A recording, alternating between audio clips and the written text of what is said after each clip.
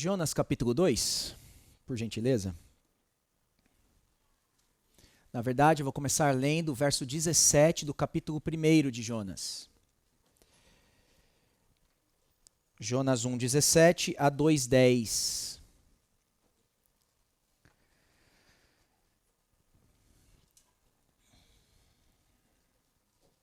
Jonas 1, 17 ao capítulo 2, verso 10. O texto diz assim: O Senhor ordenou que um grande peixe engolisse Jonas. E Jonas esteve 3 dias e 3 noites no ventre do peixe.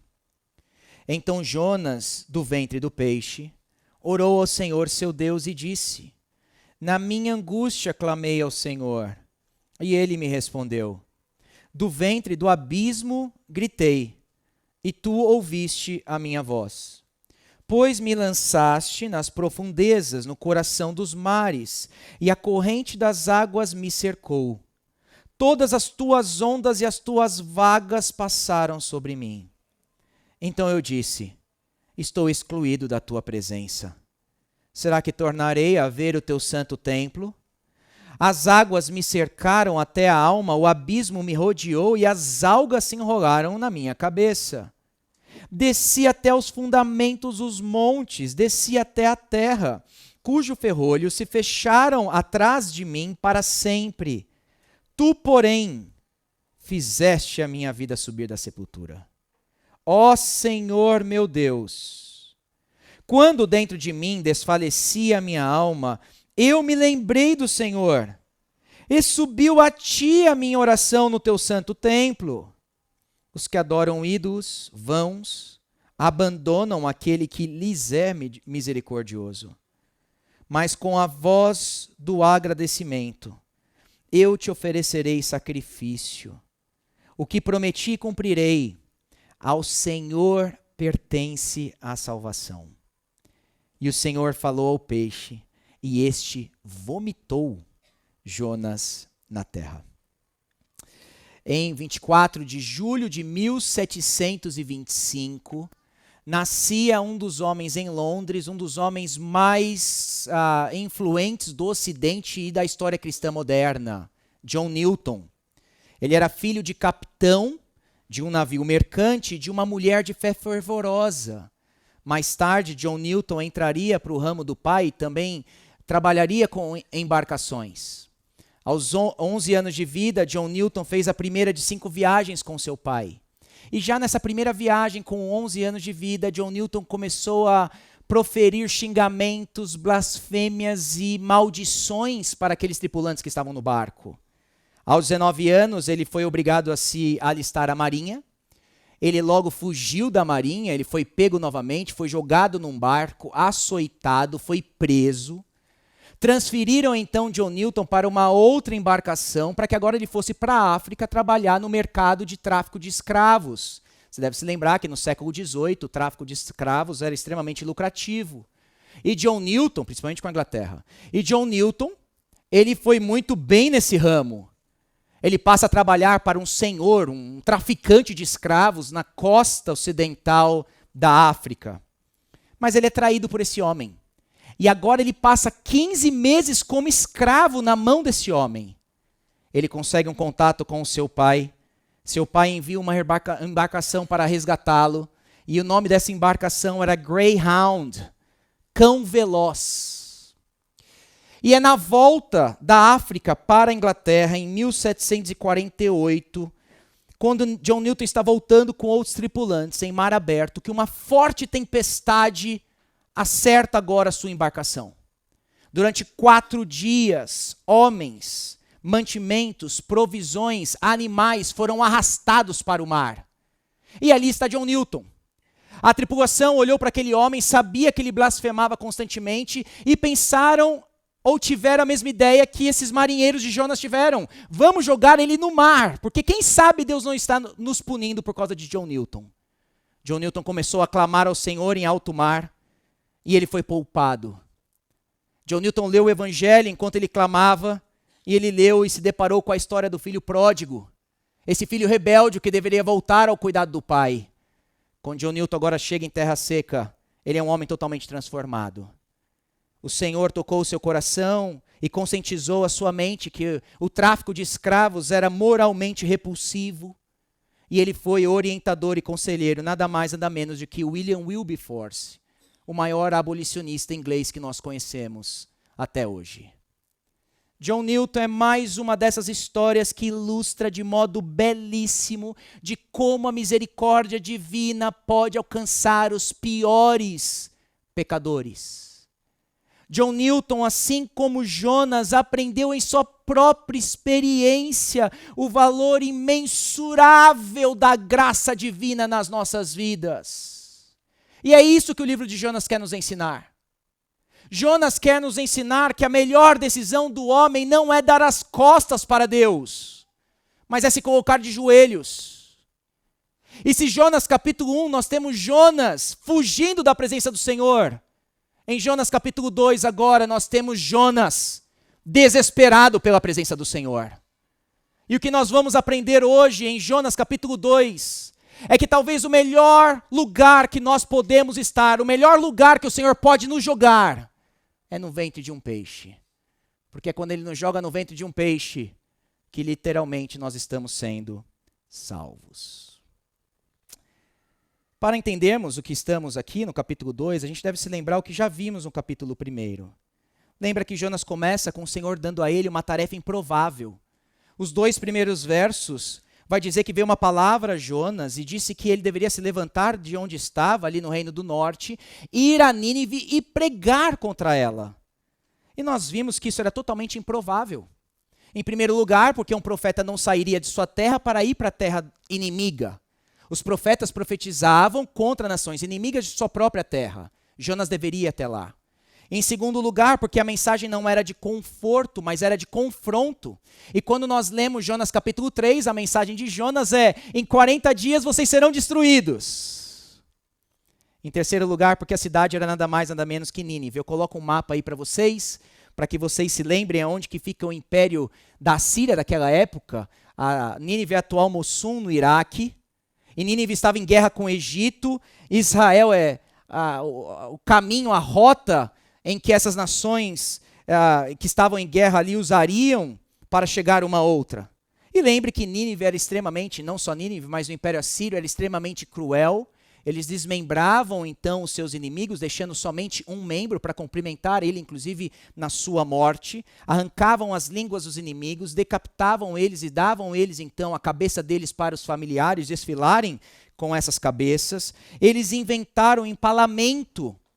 Homens e mulheres sendo transpassados em suas extremidades, nesses pontiagudos que eles torturavam esses seus inimigos. E aí nós vimos então que Jonas decidiu simplesmente fugir da presença do Senhor. No verso 3 do capítulo 1, nós lemos que Jonas se levantou para fugir da presença do Senhor. E nós vimos o porquê disso.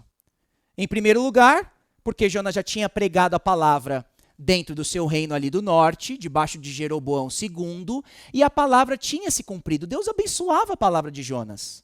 Jonas não quer que o Senhor abençoe mais sua palavra em Nínive. Ele sabe o que pode acontecer se ele pregar lá. Depois, havia muito trabalho a ser feito dentro de seus irmãos de Israel. Nesse tempo ali em Samaria, havia idolatria dentro do seu próprio povo. Na cabeça dele, por que eu tenho que ir para uma nação pagã, sendo que eu tenho um trabalho a realizar dentro do meu povo? Jonas questionou a bondade divina, como nós vimos. Mas talvez em quarto lugar, e aqui talvez a gente pode se familiarizar com Jonas, a razão dele ter fugido do seu chamado é porque Tarsis é sempre mais atraente do que Nínive. Nós gostamos de Tarsis. Eu receio que a crise de Jonas é a crise que muitos pastores e membros de igreja hoje têm. Tarsis é extremamente atraente para a gente. Lembre em 1 Reis, capítulo 10, que vai dizer que Salomão negociava com Tarsis. E lembra que tinha em Tarsis? Ouro, prata, macaco, pavão.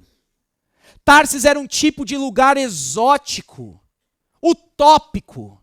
Em Tarsis você encontra fama. Em Tarsis você encontra glamour, em Tarsis há sucesso, e nós queremos o ministério, mas desde que ele não seja feito em Nínive, desde que ele seja feito em Tarsis. Eu receio que o trabalho pastoral que é descrito em 1 Coríntios capítulo 3, que é um trabalho de um fazendeiro que está sujando as suas mãos, Paulo vai dizer, limpando o curral, o estábulo, lidando com esterco, lidando com gente suja, não é mais atraente hoje em dia. Mas Tarsis é outra história, né? Em Tarsis seu nome vai ser grande. Em Tarsis a congregação vai te aplaudir. Nós somos tentados a fugir para Tarsis. Em Nínive, as congregações de Nínive são feitas de pessoas pecadoras. Nas congregações de Nínive há pecados grosseiros. Famílias são destruídas nas congregações de Nínive. Nas congregações e igrejas de Nínive nós encontramos vícios. Pessoas estão constantemente insatisfeitas. Seu nome não vai ser famoso em Nínive. E será que nós não temos essa tentação de Jonas? Será que nós também não somos tarsianos? Será que por hora nós não queremos ser anarquistas espirituais? Começou a dar um probleminha na igreja. Por que você tem que estar numa igreja problemática? Foge dela, vai para Tarsis. É muito mais fácil o ministério lá. Mas lidar com gente suja. Imagina, isso é Nínive. Eu receio que pastores e membros de igreja hoje sofrem da mesma ansiedade de Jonas. E se Deus não nos alertar em Jope, nós nos perderemos nesse caminho rumo a Tarsis. Então Deus precisava salvar o profeta. Precisava tirar o profeta dessa ilusão, dessa religiosidade dele, de que Tarsis não é aonde a misericórdia de Deus vai ser demonstrada nesse momento, e aonde a misericórdia de Deus deveria ser demonstrada era em Nínive. O que Deus vai fazer é o que ele deve fazer comigo e com você, muitas das vezes, que é nos colocar nesses lugares de confinamento. Nesses lugares de solidão. O ventre do peixe é uma interferência deliberada de Deus, muitas vezes, para tratar conosco. Pode ser a melhor coisa que Deus faz conosco, é nos colocar nesses lugares onde Ele nos priva, muitas das vezes, seus dons e dádivas, para que Ele então se revele a nós. E é por isso que nós lemos no verso 17 o que está escrito. Olha comigo na sua Bíblia, por gentileza. No verso 17 vai dizer que o Senhor ordenou que um grande peixe engolisse Jonas, e Jonas esteve 3 dias e 3 noites no ventre do peixe. E aqui é o verso 17, é o verso mais famoso do livro de Jonas, que é o verso em que o livro ele é desacreditado. Porque, como nós vimos, como é que pode um grande peixe engolir um homem? Em 1891 isso aconteceu. Uma baleia cachalote engoliu um marinheiro, e tempos depois, os seus amigos conseguiram resgatar essa baleia, mataram ela, e seu amigo estava vivo ainda dentro dessa baleia. Isso aconteceu na história. Esse homem, ele delirava, a sua visão ficou prejudicada para o resto da sua vida, mas ele permaneceu vivo. Mas a razão em que nós cremos no livro de Jonas não é porque esses milagres acontecem ainda na história até hoje. É porque o próprio Senhor Jesus olhou para o livro de Jonas e tratou o livro de Jonas como uma realidade. Lembra a passagem que nós vimos? Mateus 12, Jesus diz que uma geração perversa pediria um sinal, mas o sinal que seria dado era o sinal de Jonas. Assim como ele esteve 3 dias e 3 noites no ventre do peixe, assim o Filho do Homem estará 3 dias e 3 noites no coração da terra. Os ninivitas se levantarão para o dia do juízo. Eles se arrependeram com a pregação de Jonas, e aqui está quem é maior do que Jonas. Veja que Jesus cita Jonas, Jesus cita 3 dias e 3 noites, Jesus cita o grande peixe, Jesus cita os ninivitas e a pregação dele. Para Jesus, o livro de Jonas é um livro histórico. E grande peixe aqui, nós não sabemos que animal é esse. Jonas provavelmente tinha, a ideia de um leviatã. Se você pegar os quadros e as esculturas que nós temos na história, normalmente é um monstro que está comendo o profeta. Nós não sabemos que peixe é esse, mas a palavra peixe aqui no hebraico é simplesmente uma criatura aquática, um peixe, muito grande provavelmente. É curioso que vai dizer que ele passou 3 dias e 3 noites no ventre do peixe. Lembra quantos dias se levava para percorrer a cidade de Nínive? Capítulo 3 vai dizer 3 dias. Então, aparentemente, o Senhor está aqui tratando com o profeta. Eu preciso tratar você por 3 dias, porque durante 3 dias você tem um ministério a ser feito. Era um momento de preparação para ele. Mas o principal, o Senhor ordenou que um grande peixe engolisse Jonas. Marca essa palavrinha ordenou aí, que ela é muito importante no livro de Jonas. Aqui é a primeira vez de 4 vezes que essa palavra aparece. Essa palavra aparece novamente em Jonas 4:6, em que o Senhor ordenou uma planta. Aparece de novo em Jonas 4:7, em que o Senhor ordenou um verme. Aparece em 4:8, em que o Senhor ordenou um vento oriental. O ponto desse verso 17, o que Jonas quer nos mostrar, é que quando o Senhor ordena, toda a natureza o obedece. Mas quando o Senhor ordena, o homem, por sua natureza, desobedece. O vento obedece. As ondas obedecem. O verme obedece. A semente germina e obedece. Mas quando a ordem vem ao profeta, ele, por sua natureza, desobedece. E é por isso que nós entendemos o peixe engolindo Jonas não como juízo da parte do Senhor, mas como um meio de salvação para ele. Jonas, se o Senhor olhasse para ele falando, Jonas, eu ordeno ao vento e ele me obedece, eu dou ordem ao verme e ele me obedece, eu dou ordem a quem eu quiser na ordem criada e tudo me obedece, mas você, Jonas, olha para você, tão desobediente. Se o Senhor quisesse ter trazido juízo para Jonas, Jonas, vai para a profundeza dos mares, está acabado o nosso relacionamento. A melhor coisa que o Senhor fez a Jonas foi enviar um peixe a ele. O peixe não é juízo da parte de Deus. O peixe é livramento. É misericórdia. Ele é extremamente desobediente, como eu e você por natureza. E o Senhor vive enviando peixes para nos resgatar. Quais são esses ventres que o Senhor tem te colocado? Quais são as situações de confinamento que Ele tem permitido acontecer na sua vida? Por que Ele tem privado algumas coisas na sua vida?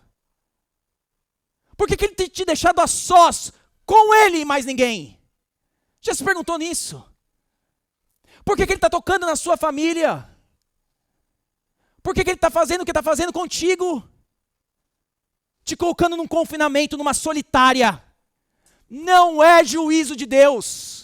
É misericórdia, porque a melhor coisa que pode acontecer na nossa vida, que aconteceu com o profeta Jonas, é quando ele envia esse cenário para nos resgatar da nossa desobediência muitas vezes. E Jonas entendeu isso, não entendeu? Sabe como nós sabemos que Jonas entendeu que era livramento e não juízo, o peixe? Porque o que se espera de Jonas agora é uma oração de lamento. Mas a oração de Jonas é uma oração de ação de graças. Jonas está no ventre de um peixe. E de um ventre de um peixe, ele louva e exalta o Senhor. Nós sabemos disso pelos elementos que nós temos numa oração de ação de graças. Numa oração de ação de graças, você tem que ter um resumo introdutório de uma oração respondida. E nós temos Jonas falando que sua oração foi respondida. Numa oração de ação de graças, há relatos de uma crise pessoal, e Jonas fala da sua crise pessoal. Numa oração de ação de graças, nós temos que ter um resgate divino acontecendo, e Jonas relata o resgate. E numa oração de ação de graças, sempre termina com um voto de louvor. Jonas entendeu que essa experiência no ventre do peixe não era juízo, mas era um ato da misericórdia de Deus na sua vida. E é por isso que do ventre do peixe ele pode agradecer a Deus por essa circunstância. E o que a gente pode aprender então com as orações ou com a oração de Jonas? Eu coloco 4 pontos que a gente pode aprender nessa manhã com essa oração. Em primeiro lugar, nós aprendemos com essa oração de Jonas que nós podemos orar de qualquer lugar e em qualquer circunstância. Gente, vocês já estiveram na barriga de um peixe? E como é que às vezes você acha que aquilo que você está passando, você não pode mais orar e clamar ao Senhor? Você está fraco demais para orar a Ele. Jonas está dentro de um ventre de um peixe. E o que a gente aprende é que não há distância que não possa ser superada pela oração. Não importa o estado em que estamos, nós devemos sempre recorrer ao Senhor em oração. Aliás, o livro de Jonas é um livro cheio de orações. No capítulo 1, os marinheiros oram por 2 vezes. Primeiro aos seus deuses, depois a Yahvé. No capítulo 2, Jonas ora. No capítulo 3, os ninivitas oram. E no capítulo 4, a oração é de Jonas novamente. O que o livro de Jonas quer nos ensinar é que as orações podem ser feitas de qualquer lugar, em qualquer circunstância, e o melhor, Deus sempre ouve, responde e age por intermédio das nossas orações.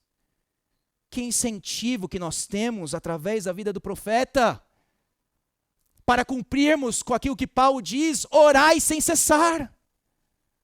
Você pode orar de um barco, você pode orar na barriga do peixe, você pode orar numa nação pagã, você pode orar no estado em que você está, porque o Senhor te ouve e o Senhor te responde. Eu nunca esqueci, lendo a biografia de George Whitefield, que ele dizia que as nossas orações é lançarmos cartas para Deus o tempo todo. E você sabe, a carta ela pode ter uma frase só, uma palavra, pode ser uma carta de 10 páginas, não interessa, o importante é que a carta está indo. E o nosso papel é sermos carteiros o dia inteiro. É falarmos com ele. George Whitefield, ele ensinava a sua congregação: orem, orem sem cessar, lancem cartas ao céu o tempo inteiro, as aflições do seu coração, lance esse clamor a ele o tempo inteiro. Jonas estava distante, mas a oração supera qualquer distância. E talvez essa manhã você também esteja distante. Talvez essa manhã você também se sinta sujo, mas não tão sujo quanto Jonas. Mas se Jonas orou, meu irmão, você também pode orar. Você também pode clamar ao Senhor, porque Ele vai te ouvir, Ele vai te responder. Em segundo lugar, nós aprendemos com essa oração, que oração é uma resposta ao conhecimento que temos de Deus. A oração de Jonas, ela é distintamente aqui cristã. Porque veja que vai dizer que Jonas orou do ventre do peixe, orou ao Senhor, seu Deus. E Jonas pode chamar Yahvé de seu Deus, porque em primeiro lugar Yahvé revelou a ele de que ele seria Deus desse povo, e esse povo então teria ele como Deus. Lembra que os budistas oram, os hindus oram, os índios oram, os muçulmanos oram, mas a oração cristã é distinta porque é uma resposta à revelação verbal. Não simplesmente uma revelação que você tem no seu coração, uma revelação verbal que nós temos da parte de Deus. E aí você sabe que existe a oração instinto e existe a oração dom. A oração instinto é que todo ser humano ora, inclusive ateus oram. Você sabe disso. Pesquisas nos comprovam isso. Todo ser humano tem um senso de que há uma divindade por aí. Romanos 1:20 vai dizer isso.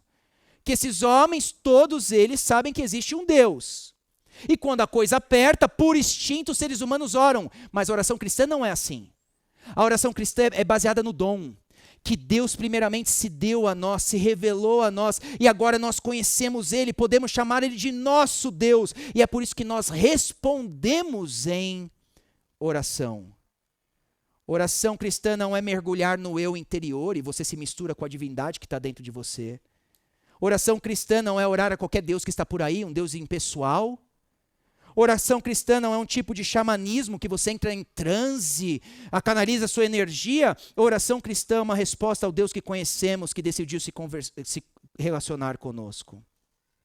Em terceiro lugar, e talvez o mais importante, a oração deve ser aprendida. E aqui, gente, eu confesso que nós perdemos esse ensinamento na história. A oração deve ser aprendida. Normalmente nós pensamos que a oração poderosa é a oração espontânea. É a oração que você faz com as palavras que você tem, com aquilo que você está sentindo. Desde que ela seja genuína aí do seu coração, o Senhor está recebendo ela. O que nós aprendemos com Jonas é que ele esteve numa escola de oração. E a escola de oração do profeta Jonas foi a escola dos Salmos. Durante 1800 anos na história da igreja, quando a igreja ia orar, os salmos era a escola de oração. E nós perdemos isso hoje em dia. Nós realmente acreditamos que o que o Senhor espera de nós é a espontaneidade, não a verdade. Que nós simplesmente podemos ir para Ele com as palavras que queremos chamar Ele, do jeito que a gente o conhece, vamos simplesmente chamá-lo de como nós achamos que Ele deve ser chamado e conhecido. Jonas nos ensina que se vamos orar, o Senhor nos deu palavras para orarmos a Ele. Cada palavra, cada frase da oração de Jonas, ela é baseada, é formada, todo o seu conteúdo está no livro de Salmos. Eu acho isso aqui curiosíssimo. A ideia que se tem aqui é que Jonas orava tantos salmos, que quando ele vai orar de forma espontânea, o que vai sair dele são salmos. Ele tem os salmos na sua memória, ele tem os salmos no seu coração. Aqui nós temos uma poesia, o livro todo é prosa, mas agora cai numa poesia. Quando ele vai orar, ele é poético, porque os salmos ensinou isso a ele. Nós perdemos essa escola. Se a oração deve ser aprendida, a ideia que se tem é que o próprio Deus nos deu palavras, pelas quais nós devemos chegar perante Ele. Quando nós oramos os salmos, nossas orações não são direcionadas pela nossa vontade. Quando nós oramos os salmos, nossas orações deixam de ser viciadas. Já viu? Senhor, obrigado por esse dia. Abençoa a comida e me proteja no dia de hoje. Em nome de Jesus. Amém. Os mesmos pedidos, seja sincero. Orações viciadas. Quando nós oramos os salmos, nós temos a certeza que Deus está sendo aproximado, ou está se relacionando conosco com as palavras certas, do modo certo. Quando nós oramos os salmos, nós sabemos que Deus responderá às nossas orações, porque é a vontade dele que está sendo orada. Quando nós oramos os salmos, nós estamos orando as palavras de Jesus. Lembra do Salmo 22? O que Jesus orou? Os salmos. Você quer orar as palavras de Jesus? Quer orar orações de Jesus? Os salmos nos orienta quanto a isso. E aí, só caminhando com vocês agora, pincelando nas principais partes desses versos, qual é a oração desse homem? Olha o verso 2 comigo. No verso 2 ele vai dizer que ele está dentro do ventre do abismo. Jonas faz um paralelo aqui. O ventre do peixe, na verdade, é o ventre do Seol. Eu coloco uma foto, só para a gente entender qual que era a mentalidade hebraica acerca de onde ficava o Seol. O Seol ficava abaixo da terra, na profundeza aí do mar. Jonas, ele cai, do barco, ele está afundando, e a imagem que ele tem é que ele está perto desse lugar físico. Alguns querem falar que Jonas morreu porque ele usa a palavra Seol, isso é não entender poesia. E você teria que interpretar também todos os salmos que falam de Seol, se fosse literal também. Mas Jonas está falando, olha, eu estou dentro do ventre, não do peixe, eu estou na verdade dentro do ventre do Seol. No verso 3 ele vai falar que, pois me lançaste nas profundezas. Mais uma vez, Jonas reconhece que o Senhor não só trouxe a tempestade, mas o Senhor o lançou na profundeza. Você lembra do jargão famoso de que Deus às vezes permite que a gente chegue no fundo do poço? Lendo o livro de Jonas, Deus nos joga no fundo do poço. Não só permite. O Jonas está falando, mais uma vez, pois tu me lançaste nas profundezas. Mais uma vez ele diz, as tuas ondas e as tuas vagas passaram por sobre mim. Deus que jogou ele lá. Deus não só permitiu, Deus afundou o profeta. E aí no verso 4 ele diz aquela experiência que muitas das vezes eu e você temos. A experiência do distanciamento de Deus. Ele vai dizer no verso 4 que ele está excluído da presença. Claro que nós sabemos que o profeta não está excluído da presença. Salmo 139 vai dizer que você pode pegar as asas da alvorada, pode descer no abismo e o Senhor ainda está lá. E é curioso porque nos primeiros versos do livro, Jonas quer fugir da presença.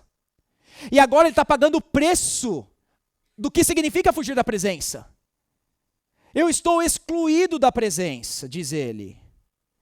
E é bom nós vermos o profeta descrevendo essa experiência, porque nós, às vezes, eu e você também sentimos isso. Você lê sua Bíblia e você não sente a presença de Deus. Você vem no culto, você não sente mais a presença de Deus. Você ora, você não sente mais a presença de Deus. Eu receio em dizer que muito da vida cristã é sem sentir a presença de Deus. Será que você está perdendo a salvação? Será que é essa crise que você está tendo? Aqui o profeta é extremamente crente. Mas ele está passando por essa experiência que eu e você às vezes passamos. E nós deveríamos ser um pouquinho mais misericordiosos quando irmãos da fé vêm relatar essa experiência para a gente. De que parece que Deus está distante. Mas a vida cristã é cheio dessas experiências. Nós sabemos que Deus estava aqui. Mas a sensação do profeta parece que Deus está distante. E ele diz que será que eu tornarei a ver o seu santo templo? E aqui é meu último ponto acerca do que podemos aprender com a oração de Jonas. É que a oração deve ser mediada. Jonas, é curioso ele falar do templo aqui. Jonas entendia que para ele se relacionar com o Senhor, ele precisava do templo. O templo, lembra, era onde aconteciam os sacrifícios, você tinha a Arca da Aliança com os 10 mandamentos, o padrão moral de Deus ali. Os sacrifícios aconteceriam ali. Homens só poderiam se relacionar com Deus com base no templo.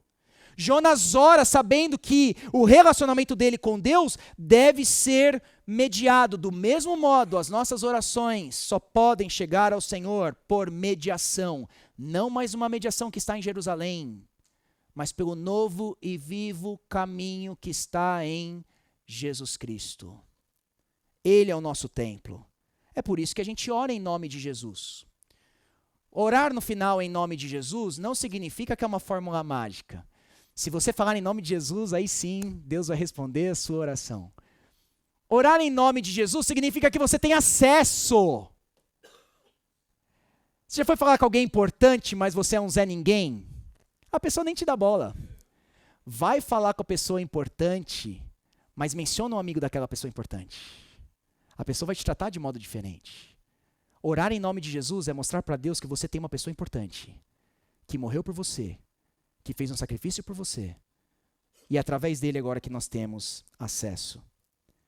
Os versos 5 e 6, Jonas só continua aqui descrevendo sua experiência terrível, falando que as águas me cercaram até a alma, agora ele está afundando. A alma também pode ser traduzida por pescoço. A ideia que temos é que Jonas literalmente estava afundando. As algas, diz ele, se enrolaram na minha cabeça. E ele diz então que desci até os fundamentos dos montes. Lembra a foto que eu mostrei? Embaixo da terra, na mentalidade hebraica, você tem o fundamento dos montes e aí você tem o Seol. E a ideia que você tem é que Jonas está realmente afundando cada vez mais. Jonas tinha descido a Jope, depois Jonas desce ao porão do navio, e no seu ato de desobediência, agora ele chega literalmente, desce mais ainda no fundo do poço.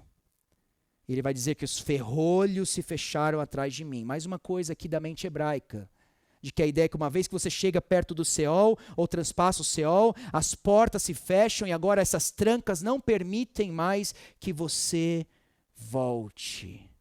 Que experiência terrível que estava vivendo o profeta. E a pergunta que a gente tem que fazer é: quem pode mudar esse cenário catastrófico? Quem pode resgatar o profeta, eu e você, de experiências como essa? E no verso 6, Jonas introduz uma fórmula que é uma das mais importantes em toda a Bíblia. No verso 6 nós temos tu, porém. Tu, porém, é uma das melhores expressões que nós podemos ler na narrativa bíblica. Quando você lê tu, porém, na sua Bíblia, pode se alegrar. Significa que Deus entrou em cena novamente. Significa que Deus não vai te deixar na profundeza. Jonas está naquele momento de desespero, mas ele diz: não eu, porém. Não as minhas forças que vão me tirar de lá.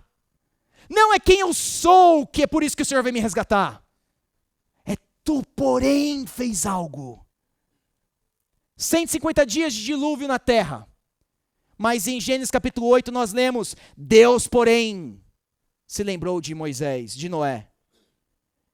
Em José, quando ele é vendido ao Egito, Gênesis capítulo 50, verso 20, vocês planejaram mal contra mim, Deus, porém, o transformou em bem. Atos capítulo 2, verso 24, vocês crucificaram, mataram aquele que era o Cristo, Deus, porém, o ressuscitou.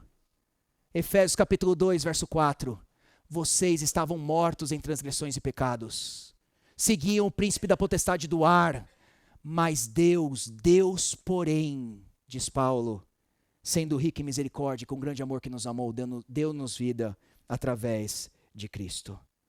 O profeta lembra aqui da grande salvação que Deus operou em sua vida.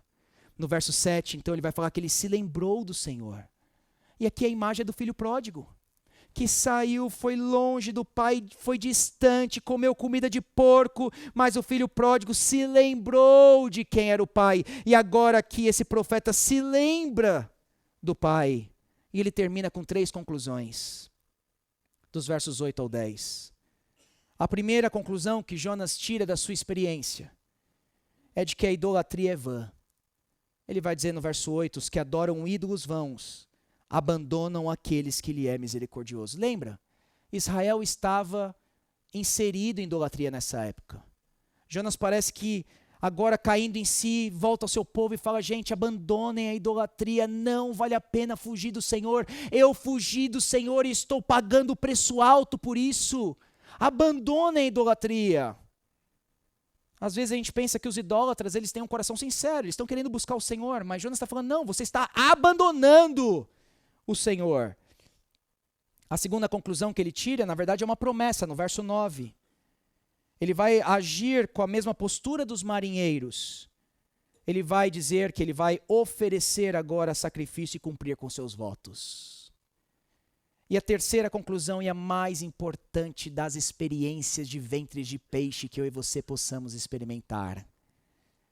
A terceira é uma declaração que ele faz de que ao Senhor pertence a salvação.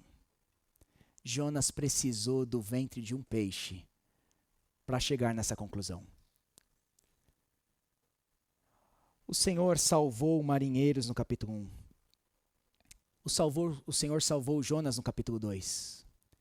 E o Senhor salvou os ninivitas no capítulo 3. Mas antes de Jonas entrar em Nínive e pregar o evangelho da graça, Jonas precisaria ser transformado por essa graça. Antes de Jonas pregar acerca da salvação, ele tinha que experimentar por si próprio a salvação. Olha o benefício do ventre do peixe para a vida do profeta. Ele chega à conclusão em que eu e você precisamos chegar nessa manhã, de que ao Senhor pertence a salvação. Se é ao Senhor que pertence a salvação, então a salvação é um dom. Você não pode barganhar com Ele. Você não tem poder sobre isso. Ela não pertence a você. Não é pelo seu mérito que Deus te salva. É dele, está nele. E Ele vai salvar quem Ele quer, do jeito que Ele quer, porque o Senhor pertence à salvação. A salvação tem que ser um dom.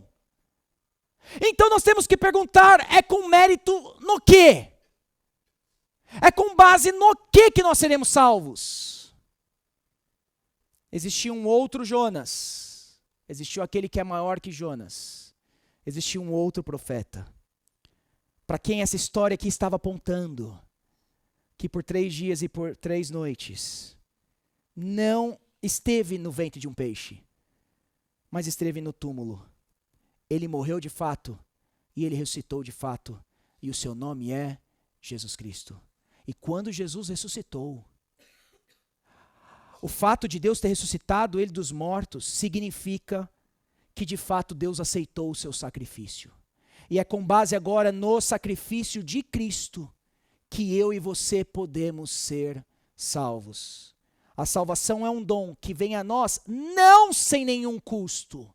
Veio a nós com o maior custo que já foi pago, a saber, a crucificação de Jesus Cristo. E o que nós precisamos fazer então? Nós precisamos dessa experiência do ventre do peixe. Nós precisamos nos sentir como Jonas se sentiu no versículo 10. O Senhor falou ao peixe, e veja, o peixe vomitou o profeta. Jonas era intragável, gente. Nem o peixe queria ele lá dentro. Nós somos Jonas. O Senhor teve que humilhar esse profeta, mostrar para ele, você sabe quem você é, Jonas? Você quer ir para Nínive? Olha o seu estado. Olha como você está sujo. Você não presta, Jonas. Você foi vomitado por um peixe. Esse é você. E são essas experiências, é só quando você se der conta que você é isso, você é Jonas, é que você vai realmente poder clamar: ao Senhor pertence a salvação. A melhor coisa que Deus pode fazer conosco é nos dar a experiência do peixe. A melhor coisa que Deus pode fazer conosco é que a gente experimente exatamente o que Jonas experimentou.